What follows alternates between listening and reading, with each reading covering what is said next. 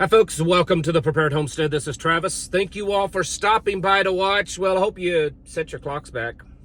It's that time of the year. I know. You may not like it. Get an extra hour of sleep this time. So make sure you do that because it'll throw you off for days if you don't. Also, we're supposed to be getting some pretty significant rain showers today, starting this afternoon into the evening. It's crazy because a week ago we were dealing with extremely dry weather, dry conditions, fighting wildfires for hours, for days, is what we were doing. And then now we're going to be dealing with potential flooding. It's the Ozarks. You know, you take the good with the bad. Some people love the changes of weather around here and others just hate it. But there's something else going on. And I try as best I can on this channel to not deal directly with the politics. I mostly focus on the repercussions of the politics. But I think it's worthy of talking about because we're, 2 days now to the election. In case you haven't paid attention, in the last couple of days, basically, I saw a chart. It charted it starting at October 30th. So since October 30th, which was just, like 5 days ago, all of the polling started shifting. And up until then, the polling was showing that Donald Trump had a massive lead, in some polls up to 30-some% lead, or 30-some point lead over Kamala Harris. And those leads that gap has been narrowing and narrowing. And now there's several polls that are showing that Kamala has a lead over Trump. One I saw in Pennsylvania, and I think Pennsylvania is probably one of the more important states of determining the direction of this election, is showing that now Kamala has just a slight edge over Trump there. Now, I know that already, as I'm speaking, several of you are saying, oh, those polls, they're all fake. Anyways, I know that most of you are saying that, those polls they're fake. They're always wrong. What was it? 8 years ago, it showed that Hillary was going to win, and then she didn't.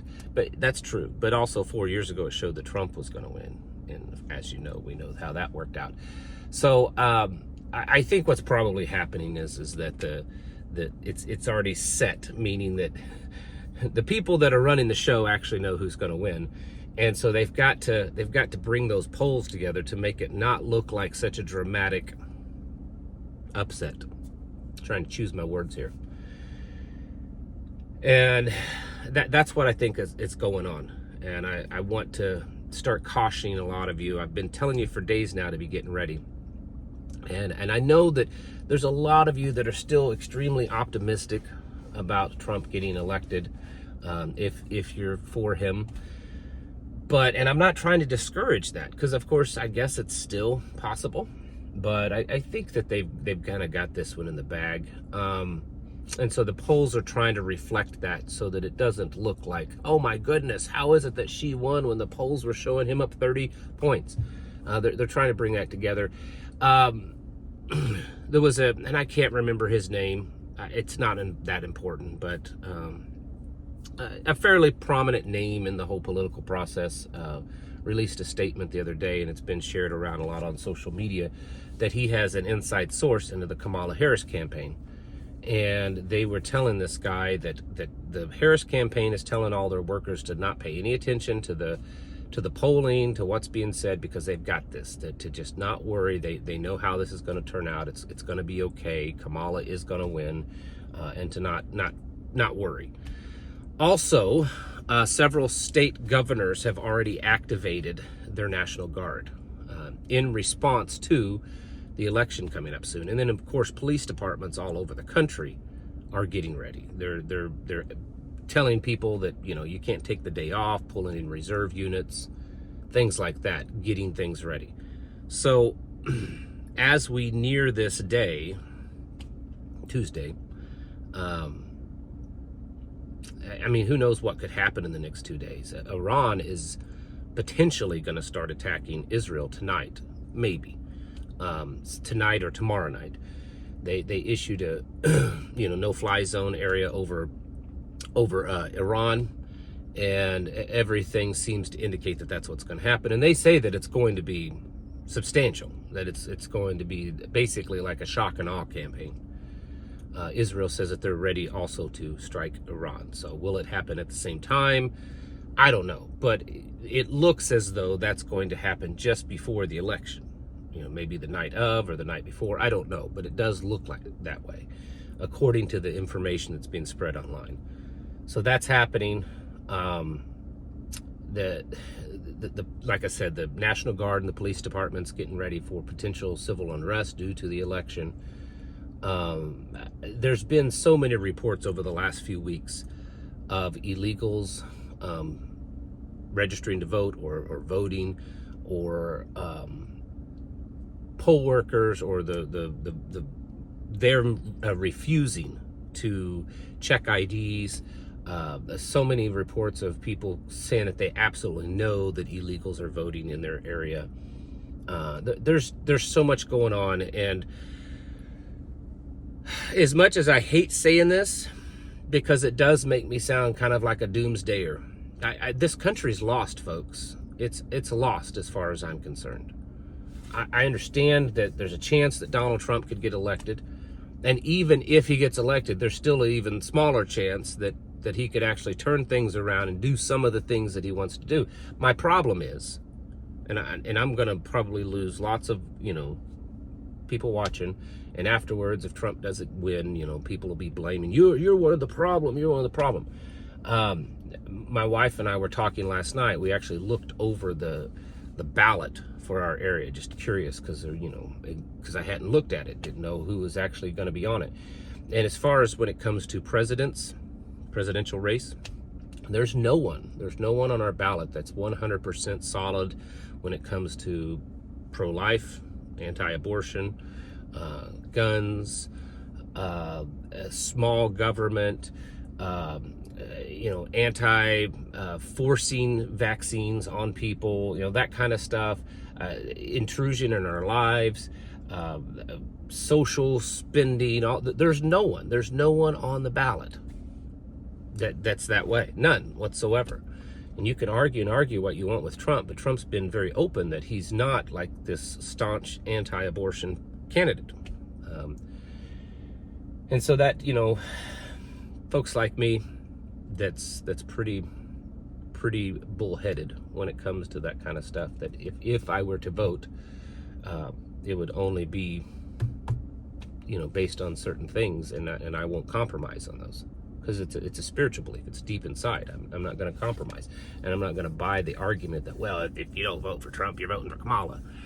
We all know that doesn't matter, because there's millions of votes out there that's being cast that shouldn't even be voting for Kamala. And then the computer does its own thing. The point is, as much as some of you may disagree with me on my stance in that way, this nation is lost. It's lost. And the only reason that we're not feeling the effects of that is because there's still the majority of the population doesn't realize it yet. It's seeming to function normally because people believe that it's functioning normally. I don't know if that makes any sense. But once people see through the facade, when they see that the emperor's not wearing any clothes, actually, then they'll be shocked. Then they'll, oh, wait a minute, things are falling apart, things aren't working. There's at least half or so of the population that's going to believe that it's working come Wednesday morning, potentially. I don't think we'll know by then, but let's just say hypothetically, you're going to have at least half of the nation that their guy or their girl won, right? And so they're going to believe that things are working fine because their person won. The others are not going to believe it. But the point is that the nation is falling apart. There's no honesty. There's no decency. There's no. It's all fake anymore. We're watching a complete facade just being played out before us, and we have to realize that. We have to wake up to that fact. I mean, if you want to still participate in the voting process, that's fine. But we have to realize that all in all, the overall process is, it's all controlled and manipulated as much as the governments and the politicians are controlled and manipulated.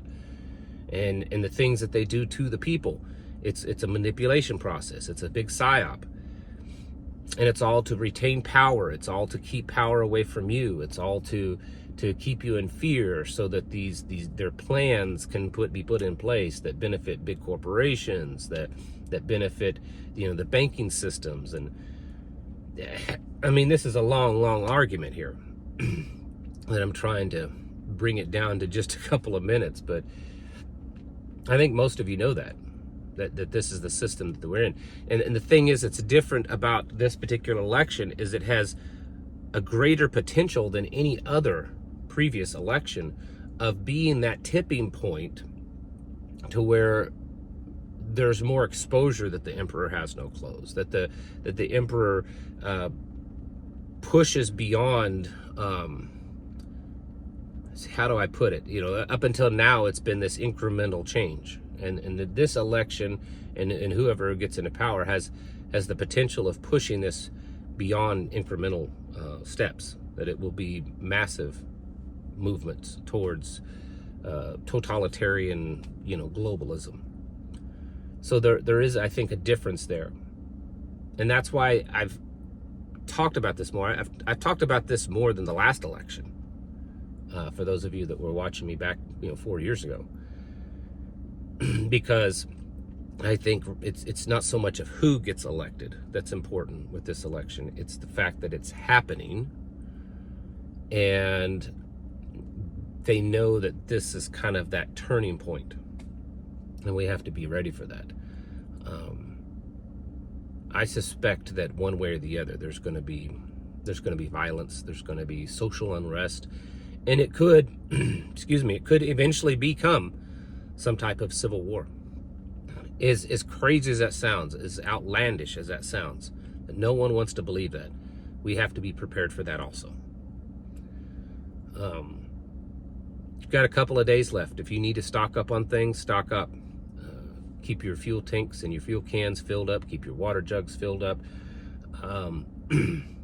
Keep stuff ready to go. Top off your batteries. Recharge them. Make sure radios are functioning. Make sure your medical equipment is functioning. Make sure your ammunition is where it needs to go. Your firearms are cleaned out and ready to use. It doesn't hurt. What is the negative of you taking 2 or 3 hours over the today and tomorrow? Most of you, it wouldn't take much more than 2 or 3 hours to do the things that I just spoke of. And what's the downside of doing that? If come Wednesday morning or Thursday morning or Friday morning, we realize that nothing's happening and life is just going on as normal, what have you lost? 2 or 3 hours of your time of developing, honing a skill of preparedness? So take that time over today and tomorrow and do those things that you need to do to top off. You're not going to go from not being prepared to prepared, most likely, in the next 48 hours. But you certainly can increase your level of preparedness, your level of readiness, really, that you're ready to go. You're prepared because you have the stuff, but you're not ready because you're not ready to move at a moment's notice. And that's what you need to be doing, because we don't know, and we need to be ready for that. Folks, it's time to get your houses in order and prepare yourselves mentally, physically, and spiritually. Thanks for watching. Catch you in the next video.